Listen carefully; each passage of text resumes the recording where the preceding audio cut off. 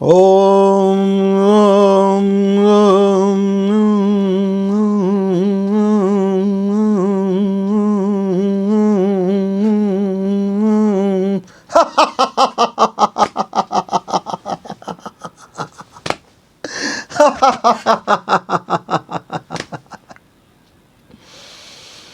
क्या हुआ यदि जिंदगी में कुछ पीड़ाएं का दौर है तो आता है। कभी कभी हम ऊपर चलते चलते एक सीढ़ी फिसला, एक पैदान फिसला, एक पैर में जरा भी फिसलन हुआ कि हम नीचे धड़ाम गिर पड़ते हैं। तो क्या मेरा अपना धीरज खो दूं? क्या मैं हार मान लूं? क्या मैं रोते भी लगते रहूं, हाय हाय हाय मेरे जिंदगी में कष्ट है, तकलीफ है, नीचे आ गया, ऋण हो गया, घाटा हो गया, बद्दुआ लग गई, लोगों ने गाली मारा, ताना दिया, ये हो गया, वो हो गया, जिंदगी में कांटा आ गए, और फूल थे उसको मैं क्या भूल जाऊं? जो खुशी था क्या उसको मैं भूल जाऊं? नहीं, मैं डिप्रेशन में हूँ, मेरी ज़िंदगी तबाह हो गया, मुझे मरनी चाहिए, मुझे मरनी चाहिए। तो मरने वालों को कौन रोकता है भला मित्र? फिर आप मर भी जाओगे, आत्महत्या भी कर लोगे, कहीं भी कुछ भी कर लोगे, तो इससे भला किसका होने वाला है? जरा एक बार विचार करना। आप तोड़ने में यकीन करते हो, परिवार को तोड़ दो, माता पिता से नाता तोड़ दो, पत्नी से नाता तोड़ दो, भाई से नाता तोड़ दो, बहन से नाता तोड़ दो, मामा से नाता तोड़ दो, फूफा से नाता तोड़ दो, बुआ से नाता तोड़ दो, दोस्तों से नाता तोड़ दो। नाता तोड़ देने से क्या आपको खुशियाँ मिलना शुरू हो जाएगा कि जो आपका आंसू है, जो आपका गम है, जो आपकी पीड़ा है, वो कम हो जाएगा? नहीं मित्र, ऐसा नहीं हो सकता। तो चॉइस आपके हाथ में है कि लाइफ में चाहे जो भी कंडीशन हो, यदि मैं अपने अतीत के साथ जुड़ा हूं तो मुझे ये याद रखनी चाहिए कि मेरा आगे भविष्य भी जुड़ा हुआ है। अब देखना ये है कि आप पूछ को देख रहे हो कि आप हेड को देख रहे हो, आप टेल को देख रहे हो कि आप हेड को देख रहे हो, आप जो रास्ता, जो धूल है, जो गुर्दे गुबार जो उड़ गया, चलते चलते आपके पैर छिल गए, उसको देखते हो, या ये देखते हो कि आपकी आने वाले समय एक सुनहरा हो सकता है, एक द बेस्ट हो सकता है? आप अपना भविष्य को देख के चलते हो। अतीत से आपने कुछ लिया कुछ, कि मैं कहाँ कहाँ चूक गया, कैसे कैसे गलतियाँ हुई, कैसे कैसे मिस्टेक्स हुए, कैसे मेरे हाथ में था वो मिस्टेक हो गया, और ऐसा कौन सी पीड़ाएं हो जो मेरे हाथ में था ही नहीं। तो जब मेरे हाथ में कोई था ही नहीं तो उसका क्या गम करना? मेरे सामने बैठा बंदा यदि रो रहा है तो उसको मैं क्या कर सकता हूँ? हंसाने की चेष्टा कर सकता हूँ, हंस लिया तो ठीक, मनाने की चेष्टा कर सकता हूँ, मान गया तो ठीक, दुलारने की चेष्टा कर सकता हूँ, मेरा प्रेम समझ गया तो ठीक, पुचकारने की चेष्टा कर सकता हूँ, मेरी ममता समझ गया तो ठीक। लेकिन अड़ा हुआ है कि मैं दुखित ही रहूँगा, मैं रोता रहूँगा, मैं अपनी ज़िंदगी को ऐसे ही आंसू में बहाता रहूँगा। डिसाइड ही कर लिया यदि उसने, माइंड सेट ही कर लिया कि दुनिया में और कोई अच्छे भला लोग नहीं हो सकते उसके सिवाय, तो आप क्या कर सकते हो? वो डिप्रेशन में जाएगा, आत्महत्याएँ करेंगे, गलत डिसीजन में जाएगा। धन धन धन धन के अलावा यदि कोई इसके सामने में कोई फिगर नहीं टिकता, माता पिता, भाई बहन, पति पत्नी, सारे संबंधों को यदि वह सिर्फ मनी माइंड से सोचता है तो उसका तकलीफ तो आना स्वाभाविक है, क्योंकि पैसा आपके लिए है, आप पैसा के लिए नहीं बने हो। ये जो मनी है वो आपके लिए है, आप उसका मनचाहा उपयोग कर सकते हो, पर मनी आपका मनचाहा उपयोग नहीं कर सकता। इसलिए समय, टैलेंट, आपके पास क्या समय बचा है, आपके पास क्या फ्यूचर बचा है। मान लेते हैं कई लोग बोलते हैं गुरुजी जीवन का क्या ठिकाना, अभी आप बोल रहे हो अभी मर जाओगे। बिल्कुल बेटा, जीवन का कोई ठिकाना नहीं है। अभी मैं बातें कर रहा हूँ, अभी आप मेरा टाइफिस हो सकता है, राम नाम सत्य हो सकता है, द एंड हो सकता है। तो ये द एंड हो सकता है, इस मुगालते में यदि मैं बैठे रहता तो मैं 60 साल का जीवन कैसे जिया होता? तब तो मैं पैदा लेते ही मेरा मरना तय था। तो क्या मैं उसको लेकर के बैठ जाता? नहीं नहीं, मैं कुछ नहीं करूँगा भाई, मैं किसी भी पल मर सकता हूँ, न तो मुझे नहाना है, न तो खाना है, न शौच जाना है, कुछ नहीं करना है, तो मेरा मरना तय था। प्रकृति जिस दिन मौत लाएगी, उसकी फिक्र में अभी क्यों अपने आप को घुला देना? मित्रों, जो व्यक्ति जो व्यक्ति अपने को खुश रखना नहीं सीखता, अपने को अंतर्द्वंद से जूझना नहीं सीखता, अपने अंदर लड़ाई करना नहीं सीखता, अपने अंदर जूझना नहीं सीखता, अपने अंदर प्रेम भरना नहीं सीखता, अपने अंदर ममता भरना नहीं सीखता, अपनी संवेदनाओं को नहीं जगा सकता, अपने संबंधों को मायने नहीं समझ सकता, जो एक जगह टिकता नहीं है, ऐसे व्यक्ति के जीवन में अतीत हमेशा हावी होता है। एक छोटी सी कोई घटना घट गया, ठीक है, आपके लिए बड़ा नुकसान हो गया।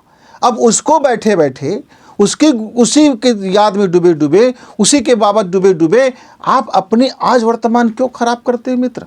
कई मित्रों का फ़ोन आता है, बड़ी कड़ुआहट है ज़िंदगी में गुरुजी, पति पत्नी के बीच में तलवार खींच गई है, पति पत्नी के बीच में गोलियां चल रही है, पति पत्नी के बीच में तानाओं का दौर चल रहा है, पति पत्नी के बीच में कितनी घनघोर अफवाहों का दौर चल रहा है, पति पत्नी के बीच में एकदम ऐसा हो गया है कि अब एक क्षण हम एक दूसरे का मुख नहीं देख सकते। अच्छा, उसके पहले तो ऐसा था कि एक दूसरे की गुड़ लाटा हो रहे थे, एक दूसरे से को बिना देखे जी नहीं सक रहे थे, एक दूसरे की बातें आपको सुंदर लग रहा था, एक दूसरे के सानिध्य आपको प्रेम से भर रहा था, दुनिया उसको लिए छोड़ने के लिए तैयार थे। तो जिस समय आपका वो गलती था मित्र, आपने ये भी गलती कर रहे हो। थोड़ा ठहरो, विचार करो, समय और परिस्थिति को समय दो, जरा विचार करो आपका अतीत में क्या था और आपका वर्तमान क्या और आपका भविष्य क्या हो सकता है। मित्रों, हर एक व्यक्ति का अपना एक अतीत होता है।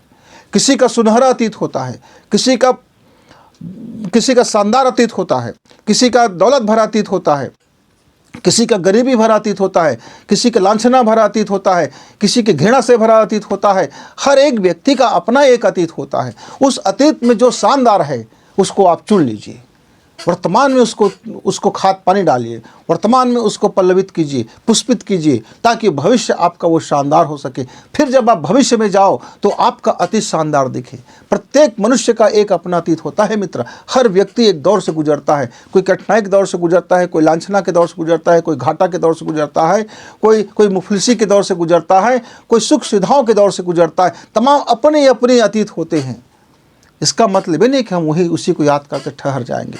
मित्रों, एक दिन मेरा खेत जाना हुआ। मैं काफ़ी दिनों के बाद एक दिन घूमने के लिए खेत चला गया। मैं खेत गया तो वहाँ मेरे एक किसान भाई को मैंने पूछा, भाई ये बताओ, ये जिस खेत में आप मेहनत कर रहे हो इसमें तो खर पतवार उगाए हैं, तरह तरह के कटीले पौधे उगाए हैं, न जाने कितने विषैले पौधे उगाए हैं, न जाने कितने विषैले अंदर में जीव जंतु पल रहे होंगे, बिच्छू है, आपका सांप है, तरह तरह की चीज़ें, और आप इस खेत में करने क्या जा रहे हो। तब उस किसान भाई ने मुझको एक बड़ी गजब की महामंत्र बताया।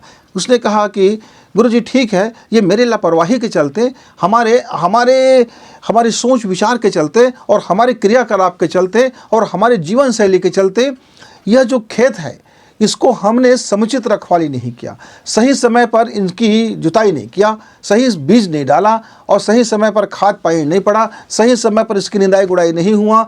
तो इसका सही समय पर इसका सही समुचित रखवाली नहीं होने के कारण, व्यवस्था नहीं होने के कारण, मैनेजमेंट नहीं होने के कारण इसमें तमाम प्रकार के विषाक्त कटीले और खरपतवार उगाए हैं। अब क्या कर रहे हो? तो उसने कहा अब मैं ये कर रहा हूँ, इसमें से जो मेरे काम के नहीं है उसको मैं या तो सड़ा दूंगा या तो मैं उखाड़ के फेंक दूंगा।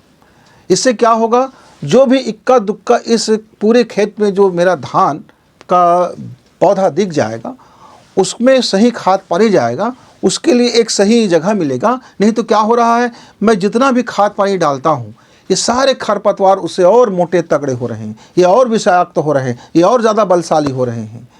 तो मैं इसको पहले यहाँ से इस अपने खेत से इसको बाहर कर देना चाहता हूँ। तो इसमें क्या होगा, मान लीजिए मैं अपनी हल जोत करके जिसको हम बोलते हैं चलान करना, हम हल जोत करके एक बड़ी सी लकड़ी डाल करके हम इस पूरे खरपतवार और अपना जो खेत में जो धान है इस सब को हम मिट्टी में दबा देंगे। इससे होगा क्या, खरपतवार की कमर टूट जाएगी और वो तुरंत खड़ा नहीं हो सकता, लेकिन मेरा धान जो है वो खड़ा हो जाएगा। 2 दिन में 24 घंटे में वो अपने आप को खड़ा कर लेगा। उससे हमको पता चल जाएगा कि इस खेत में कितना धान सुरक्षित है। अब जो उठ नहीं सकेगा, अब हमारे पास अवसर रहेगा कि उसकी अभी कमर टूट गया है, तब हम उस पर और मिट्टी डालेंगे, पानी डालेंगे और उसको गलाने के लिए कोई उपाय करेंगे। इससे होगा क्या, को खरपतवार खाद बन जाएगा और जो अभी मेरे धान को नुकसान पहुंचा रहा था, जो मेरे फसल को बर्बाद कर रहा था, जो मेरे फसल को तबाह कर रहा था, अब ये वो खाद बन करके उसको पुष्टि करेगा और मेरा जो धान है वो कई गुना वृद्धि करके मेरे इस घाटा को भरपाई में बदल देगा, कम से कम घाटा में जाऊंगा। दूसरा विधि ये है कि मैं इन खरपतवारों को उखाड़ के फेंक दूँ। अब उखाड़ने से क्या होगा, इनमें से बहुत से मेरे जो धान के पौधे हैं वह भी उखड़ के चला जाएगा और इसका कोई उपयोगिता नहीं होगा। तो उखाड़ के फेंकने में कई बार हम भी पूरा उखड़ जाते हैं, पूरा मेरा खेत भी उखड़ सकता है, फिर मुझको बाहर से धान की रुपाई करना पड़ेगा। 2 विधियां हैं। तो मैंने कहा भाई, यदि मैं उसी में से उगे हुए खरपतवार को उसी में यदि मैं गलाने की व्यवस्था कर दूं, सड़ाने की व्यवस्था कर दूं, कुछ तकनीकी इस्तेमाल कर लूं और तब यह मेरे वही जो खरपतवार है मेरे इस धान के लिए बलशाली हो जाएगा, पुष्टिकारक हो जाएगा और शानदार चीज़ देगा, यानी इसका भविष्य सुनहरा हो जाएगा यदि मैं वर्तमान को बेस्ट कर दूं तो।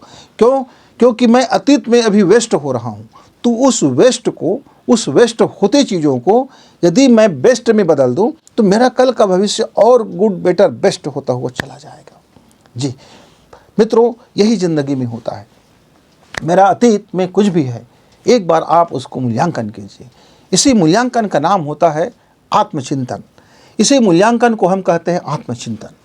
यदि आप एक बार आज अब अपना भविष्य बेहतर करना चाहते हो, आप अपना भविष्य को सुनहरा करना चाहते हो, आप अपने भविष्य को प्रोडक्टिविटी बनाना चाहते हो, आप अपने लाइफ को हंसी में गुजारना चाहते हो, आप अपने लाइफ को खुशी में गुजारना चाहते हो, आप अपने लाइफ को बिंदास गुजारना चाहते हो, आप चाहते हो कि आपका मानसिक टेंशन दूर रहे, आप आनंदित रहें, तो चाहे रिश्ते हो, चाहे धन कमाने के मामला हो, चाहे व्यापार हो, चाहे व्यवसाय हो, चाहे आपका छोटा मोटा कारोबार हो, जो भी चीज़ें आपके पास है, तो आप अपनी क्षमता को पहले देख लीजिए कि आप में क्या क्या क्षमता है, आप में क्या क्या सृजनात्मक गुण है, आप में कौन कौन सा प्रोडक्टिविटी का गुण है, आप कितना मेहनत कर सकते हो, आप कितना हंसी खुशी अपने समय को इन्वेस्ट कर सकते हो, आप कितना धन इन्वेस्ट कर सकते हो, कहाँ कहाँ घाटा को किस किस तरह से भरपाई कर सकते हैं, वगैरह वगैरह। छोटे चीज़ों को आप एक ड्राइंग कर लीजिए, एक मानसिक ड्राइंग कर लीजिए। मित्रों, ये आपके ही माइंडसेट के ऊपर निर्भर है कि आप अपने अतीत को लेकर के चलते रहोगे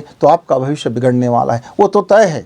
लेकिन अतीत को छोड़िए मत, अतीत को दबाइए गलाइए, जो उसमें से जो खरपतवार है उसको आप प्रोडक्टिविटी बनाइए, उसके गुण को बदलिए ताकि आपका जो संरचनात्मक गुण है उसको वो बलशाली मिल सके। जैसे मान लीजिए आपको क्रोध करने का गुण है, तो देखिए तो सही क्रोध के कारण आपका कितना काम बिगड़ गया, और ये भी देखिए कि आपने सही समय पर क्रोध किया तो कितना काम बन गया आपका। तो आपके उस क्रोध के एनर्जी को सृजन में यदि आप बदलने की कोशिश करते हैं तो जितनी मात्रा में आप कन्वर्ट करेंगे अपने उस एनर्जी को, उतनी मात्रा में आज का आपका बेस्ट होगा और आपका हंसी, जो रुदन था, जो पीड़ा थी, जो करुणा था, वो आपके सृजनात्मक गुण में, प्रोडक्टिविटी में बदलता हुआ चला जाएगा। एक एक गुण मनुष्य का, ईर्ष्या का गुण है, जलने का गुण है, खिंचने का गुण है। आप ईर्ष्या करते हो तो आप देखिए तो सही आपके कंपटीशन में कितने लोग हैं जो आप जितना मेहनत करके कितना आगे बढ़ गए हैं, तो उनमें कौन कौन सी गुण होने के कारण वो आपसे आगे निकल गए। आप भी उससे आगे निकल सकते हो, यानी पहले आपको अपने से आगे निकलना होगा। जो चीज़ें, जो स्वभाव, जो आदत, जो चरित्र आपको ब्रेक लगाता है, नीचे की ओर लाता है, उस पर आप अपने को पहले आत्मचिंतन कीजिए। देखिए तो सही ये आपको ब्रेकर का काम कर रहा है, तो आप उसको ठीक ठाक कर लीजिए। यानी खरपतवार है उसको गलाने और सड़ाने का काम है उपासना। पहले आपने देखा कि आपके लाइफ में अतीत में कितनी खरपतवार है जो आपको डैमेज कर रहा है, आपको नष्ट कर रहा है, आपको खराब कर रहा है, आपका आज का भविष्य भी खराब कर रहा है, कल का भविष्य भी खराब कर रहा है, आपकी हंसी रोक रहा है। तो देखने का काम आत्मचिंतन, अब उसको गलाने का काम है उपासना। आप एक एक थोड़ा थोड़ा पार्ट करके अपने जीवन में एक अच्छा चीज़ों को धारण करते जाओगे, कन्वर्ट करते जाओगे। जैसे जैसे आप कन्वर्ट करोगे एनर्जी का, वैसे वैसे आपका जो अतीत का खरपतवार है वो प्रोडक्टिविटी में बदलना शुरू हो जाएगा। मित्र, थोड़ा वक्त लगता है, थोड़ी सी वक्त लगता है, लेकिन जो मेरे हाथ में है वो मैं कर सकता हूँ। लेकिन जो मेरे हाथ में नहीं है उसके लिए दुखित मत होना, उसके लिए चिंतित मत होना, उसके लिए तनाव में मत आना, उसके लिए अपनी जान मत देना, उसके लिए अपना धन मत खर्च करना, उसके लिए आप कुछ भी मत करना, उसको उसी के हाल पर छोड़ देना।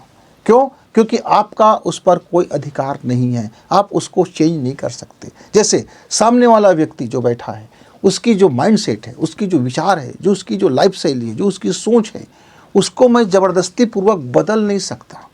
मैं सिर्फ अपने को बदल सकता हूँ, मैं सिर्फ अपने बाबत चिंतन कर सकता हूँ, मैं सिर्फ अपने बाबत उपासना कर सकता हूँ, मैं सिर्फ अपने बाबत अपनी एनर्जी को बदल सकता हूँ। तो जब मैं अपने बाबत ही मेरा अधिकार है, तो मैं दूसरे के बाबत बदलने की चिंता में मैं अपने आप को क्यों खराब करूँ? मेरा जीवन मेरा है, उसका जीवन उसका है। मसलन एक छोटा सा एग्जाम्पल देता हूँ। एक बच्चे था, उसकी शादी हुआ, 2 माह के अंदर में उनकी खटपट खटपट खटपट इतनी खटपट हो गया कि 5 माह आते आते तक उनका तलाक का नौबत आ गया। बस तू मैं तू मैं खिच खिच खिच खिच खिच खिच खिच खिच जिंदगी में इतना किचिर पिचिर आ गया, इतना लिकिर झिकिर हो गया कि ऐसा लगने लगा, वो जो शांत हृदय व्यक्ति था, जो लड़का था, उसको लगने लगा कि यार ये जीवन बहुत कष्टकारक हो गया है। तो उसने ये उसको उखाड़ फेंकने की सोचा कि तलाक दे दो तो उखड़ जाएगा। नहीं मित्र, तलाक देना उसका समाधान नहीं है। समाधान है खरपतवार को बुला देना, उसको समझना, समझने के बाद जो मूल पॉइंट है, जो जड़ है, यदि उस जड़ पर आप काम करते हो, रूट पर काम करते हो, तो उसका जो भटका हुआ जो मानवता है, भटका हुआ जो सोच है, भटका हुआ जो दिमाग है, भटका हुआ जो हैबिट्स है, भटका हुआ जो शैली है, वो एक बार उसको यदि समझ में आ गया, वाकई में भटक गया हूँ करके, तो फिर वो लौट के आ जाएगा। उखाड़ फेंकना तो सबसे आखिरी बाबत है। जब बिल्कुल हम एक किसान भाई जब खरपतवार को गलाता है, दबाता है, हर तरह से जब कोशिश करके देखता है, फिर भी उसकी जहरीले कांटे उग आते हैं, तब उस पर वो कुल्हाड़ी चलाते हैं। और कुल्हाड़ी ही नहीं, कुल्हाड़ी चलाकर उसको सुखाते भी हैं और अंत में आग में जलाते भी हैं, जिसके कारण से उसका दोबारा बीज ना बन सके। निस्तनाबूद करना यानी पूरी कंप्लीट उपचार कर देना। तो मित्रों, हर व्यक्ति का जैसे एक अतीत होता है, आपका भी एक अतीत होगा। हर व्यक्ति का एक वर्तमान होता है, तो आपका भी एक वर्तमान है। और हर व्यक्ति का एक भविष्य होता है, तो आपका एक भविष्य है। बस केवल माइंड सेट की ज़रूरत है कि आप आज का वर्तमान को में आपका क्या रोल है। हंसने का रोल है मुस्कुराने का रोल है, खुशी का रोल है, साधना का रोल है, उपासना का रोल है, कि डिप्रेशन का रोल है। हाय, अब तो इस जीवन का कुछ नहीं हो सकता। ये कुछ नहीं हो सकता मतलब हार जाने का रोल है। हार मान लिया, सरेंडर कर दिया, जिंदगी को ऐसे ही तबाह करने के लिए अब मुठ में आ गया, नहीं अब तो कुछ नहीं हो सकता, कुछ नहीं हो सकता। तो रोना माइंडसेट का काम है। तो मेरी तो सलाह है मित्र, आपका अतीत चाहे कितना भी घटिया क्यों ना हो, जरूर उसमें से कुछ ऐसी उपयोगिता वाला चीज़ होगा, कोई उत्पादक होगा, कोई ऐसा सृजनात्मक होगा जो आपका काम आ सकता है, जो आज के आपके वर्तमान में उसको यदि मिल जाए, खाद पानी मिल जाए, उसकी समुचित रखवाली हो जाए, आपकी उस गुण को दक्षता मिल जाए, उस गुण को अवसर मिल जाए, उस गुण को आप पल्लवित करने लगो, उस गुण को आज विकास में ध्यान दो, बजाय कि खरपतवार है, खरपतवार है, खरपतवार है, मेरे खेत में पूरी तरह से आग लग गया, मेरे दीवार खराब हो गए, मेरे घर खराब हो गए, मेरे आंगन खराब हो गया, मेरा कपड़ा खराब हो गया, मेरे ये खराब हो गया, मेरा वो खराब, रोते रोते रोते रोते रोते गाने से कभी उसका उपचार होगा नहीं। तो उसमें से हम कौन से चीज़ को धीरे धीरे बदल सकते हैं, तो हम उस बदलने के रूट को पकड़ें, वहाँ से हम एक प्लान बनाएं और अपना भविष्य का बीज सुंदर से बोएं। देखना आपका सफलता के 4 चांद लगेंगे। जो आप रो रहे हो, जो कूढ़ रहे हो, जो डिप्रेशन में हो, जो हार मान गए हो, ये एक मानसिकता है मित्र, ये एक माइंड सेट होता है। समुचित नहीं देखने के कारण उसी को हम तत्वबोध बोलते हैं। समुचित तरीका से देखना एक तत्वबोध कहलाता है। तो इसके लिए आपको करना क्या है, बहुत सिंपल सी ट्रिक है मित्र। आपको संध्या होते ही, रात्रि काल में सोने से पहले, आप अपनी दायां नाक से सांस लीजिए और धीरे धीरे छोड़िए। आप ऐसा 15 मिनट कीजिए। 15 मिनट तक आप अपने बायां नासिका चलने दीजिए, क्योंकि दाहिना नाक आप बंद करेंगे तो बायां नासिका चलेगा, और बायां नासिका जब चलेगा उसके बाद आप 15 मिनट दाहिना नासिका चलने दीजिए, फिर दाहिना नासिका चलने दीजिए। तो आधा घंटा आपने प्राणायाम कर लिया, आप बिस्तर पे बैठ गए, आराम से बैठ गए, और प्राणायाम करने के बाद अपने सारे शरीर को शिथिल कर दीजिए। पूरे शरीर को शिथिल कर दीजिए और आपके पूरे अतीत को एक बार आप यात्रा कर लीजिए मानसिक रूप से, बचपना से पैदा जब तक आपको याद जा सकता है। और जितनी घटनाओं को आप देख सकते हैं, जितने अच्छाइयों और बुराइयों को देख सकते हैं, जितने आपको उपलब्धियां हैं जो आपके साथ हुआ, क्या कब कब कैसे हुए, आपने क्या निर्णय लिया, कहाँ गलत हो गया, कहाँ सही हुआ, तमाम चीज़ को बारीकी से आप ध्यान दो, देखना, लेकिन अटैचमेंट मत करना, देखना दृष्टा बनकर। जैसे क्रिकेट खेल चल रहा है, एक खिलाड़ी चौका लगाया, छक्का लगाया, दर्शक जो है तालियां बजा रहा है, लेकिन विपरीत जो खेल में मैदान में है वो खिलाड़ी ताली नहीं बजा सकता क्योंकि उससे अटैचमेंट है, उसके गेंद को उसने चौका और छक्का मारा है तो उसको दुख और पीड़ा है। लेकिन जिसने चौका और छक्का मार दिया है वो तालियां बजा रहे हैं, लेकिन जस्ट उसकी बात एक विकेट गिर जाता है। अब विकेट गिर गया तो जिसके गेंद को चौका छक्का लगाया था, अब वो गेंद वाले जो पक्ष है वो तालियां बजा रहे हैं, लेकिन जिसका विकेट डाउन हो गया अब वो खामोश हो गया, दुख में आ गया। तो अपने को देखना है, दोनों में ताली बजाना है, क्योंकि विकेट डाउन हो गया तो दर्शक को आनंद आया कि एक खिलाड़ी आउट हो गया। किसी ने चौका छक्का लगाया तो दर्शक को आनंद आया कि इसने चौका छक्का लगाया। तो वो दर्शक की भांति अपने को आनंद लेते हुए अपने अतीत की घटनाओं को देखना है, उसमें से छांटना है कि इसमें से कौन सा बेस्ट है। दो टोकरियां हैं, एक बेस्ट वाला और एक वेस्ट वाला। एक को खराब टोकरी में डालते जाओ और एक को सुनहरे टोकरी में डालते जाओ, एक दो प्लानिंग करते जाओ। कुछ दिन आप करते जाओ, आप देखेंगे उसमें से जितना भी खराब खरपतवार है उनमें से अधिकांश का शमन हो चुका है। आप उसको अब त्यागने की भी ज़रूरत नहीं है, वो धीरे धीरे समय के काल में चला गया है। अब जो आपके पास अच्छाई वाला गुण है, जो सृजन का गुण है, जो प्रोडक्टिविटी की जो आदत है, जो बेस्ट आदत है, अब उसको समझ में आएगा आपको कि मुझको अपनी इस दक्षता का, इस कला कौशल का, इस आर्ट का, इस कुदरती ज्ञान का, इस कुदरती सक्षमता का, इस मैं अपने मन का, मैं इस अपनी संवेदनाओं का मैं क्या उपयोग कर सकता हूँ। और उसके बाद आप चिंतन करना और सोते सोते सो जाना। कुछ दिन आप करेंगे, देखना आपका आत्मचिंतन प्रगाढ़ होगा। फिर एक संकल्प जगेगा, उसी को हम उपासना भी बोलते हैं। एक संकल्प जग गया, एक प्रोग्राम बना लिया कि अब मुझको अपने इन गुणों को यहाँ इस तरह से मुझको खपाना है। जो जिसको समझ नहीं आ रहा है उसको छोड़ देना है। हो गया सो हो गया, जाने दिया। जैसे जैसे आपकी उपासना यानी संकल्प बढ़ेगा, वैसे वैसे आपकी प्रोडक्टिविटी बढ़ता हुआ चला जाएगा, आपके जीवन में उत्पादकता बढ़ता हुआ चला जाएगा, आपका जीवन में सृजन का गुण बढ़ता हुआ चला जाएगा, आपके जीवन में हंसी और खुशी का वातावरण बनता हुआ चला जाएगा। देख लेना, आइए करके देखते हैं। तब तक गुरु जी को विदा। नमस्कार, धन्यवाद।